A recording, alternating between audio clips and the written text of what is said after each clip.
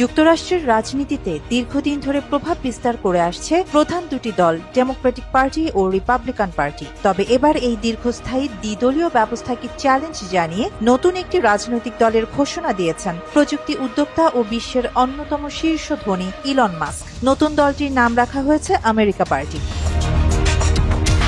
ইলনের হঠাৎ দল গঠনের ঘোষণা অনেক কিছুর ইঙ্গিত দিচ্ছে। সাবেক প্রেসিডেন্ট ডোনাল্ড ট্রাম্পের সঙ্গে মাস্কের সম্পর্কের অবনতি, সাম্প্রতিক কিছু বাজেট ও করছাড় নীতির বিরুদ্ধে তার অবস্থান, সব মিলিয়ে এক নতুন রাজনৈতিক অধ্যায়ের সূচনা বলেই মনে করছেন বিশ্লেষকরা। সামাজিক যোগাযোগ মাধ্যম এক্সে এক পোস্টের মাধ্যমে দল গঠনের কথা জানান তিনি। পোস্টে মাস্ক যুক্তরাষ্ট্রের বিদ্যমান রাজনৈতিক কাঠামোকে একদলীয় বলে দাবি করেন। তার মতে, জনগণের স্বাধীন মত প্রকাশ ও সত্যিকারের গণতন্ত্রের জায়গা দিন দিন কমে যাচ্ছে। দলের নাম ঘোষণার পাশাপাশি মাস্ক এক প্রতীকী চিত্রও শেয়ার করেন। চিত্রে ছিল দুই মাথার একটি সাপ, যা রিপাবলিকান ও ডেমোক্রেট উভয় দলের এক সত্তাকে বোঝায়।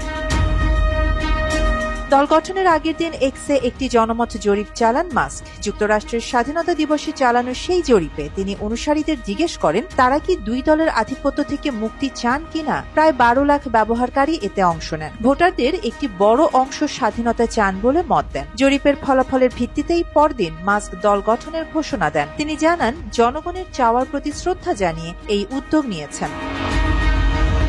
মাত্র 30% টাকায় জমির মালিক হয়ে নতুন বাংলাদেশের গড়ে তোলার স্বপ্ন দেখা বাংলা বসতি।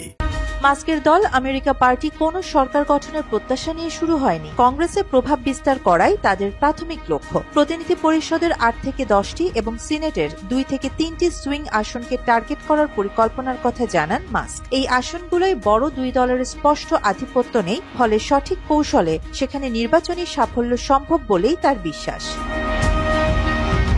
2024 সালের নির্বাচনে রিপাবলিকান প্রার্থী ট্রাম্পকে সমর্থন দিয়েছিলেন মাস্ক। এমনকি তার নির্বাচনী প্রচারণায় অর্থ সহায়তাও করেছিলেন। নির্বাচিত হওয়ার পর ট্রাম্প তাকে যুক্তরাষ্ট্রের সরকারি দক্ষতা বিভাগে দায়িত্ব দেন, যেখানে মাস্কের মূল দায়িত্ব ছিল সরকারি ব্যয় হ্রাসের পরিকল্পনা বাস্তবায়ন।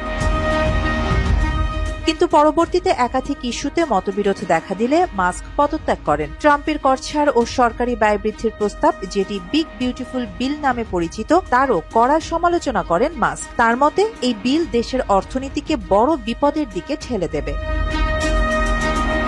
যুক্তরাষ্ট্রে এর আগেও দুই দলের বাইরে কেউ রাজনীতিতে হঠাৎ আবির্ভূত হয়ে আলোড়ন তুলেছেন। 1992 সালের প্রেসিডেন্ট নির্বাচনে স্বতন্ত্র প্রার্থী হিসেবে দাঁড়িয়ে রস প্যারট উল্লেখযোগ্য সংখ্যক ভোট পেয়েছিলেন, যা জর্জ H.W. বুশের পরাজয়ে ভূমিকা রেখেছিল বলে মনে করা হয়। তবে মাস্কের দল সেই পথ ধরে কতটা এগোতে পারবে তা নিয়ে এখনই স্পষ্ট কিছু বলা যাচ্ছে না, কারণ আমেরিকার রাজনীতিতে দীর্ঘদিন ধরে দ্বিদলীয় কাঠামো বেশ শক্তভাবে গেঁথে আছে। তৃতীয় দল বা বিকল্প মতের পক্ষে টিকে থাকা, সংগঠন গড়ে তোলা আর জনপ্রিয়তা অর্জন সবই একটি দীর্ঘমেয়াদী চ্যালেঞ্জ। আরিবা জাহান, বাংলা এডিশন।